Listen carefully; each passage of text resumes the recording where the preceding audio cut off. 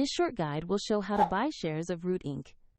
Root Inc. is a U.S.-based insurtech offering telematics-driven auto insurance, and it trades on NASDAQ under the ticker ROOT.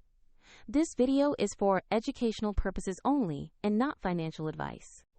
To proceed, you need a broker, and we'll use eToro as an example to demonstrate the steps. After registering, you must verify your account, usually with a photo ID, and add funds before you can buy. Use the platform search and type the ticker ROOT to find the company listing, then check the results to make sure you select the correct Root Inc. entry. Open the Root Inc. asset page to review basic company information and a price chart, and confirm that this is the NASDAQ Root stock before moving forward.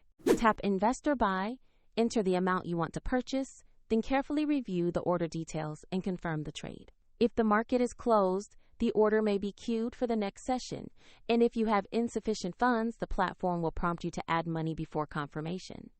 After the purchase, your position will appear in your portfolio for review. Check the link in the description to follow the example on eToro.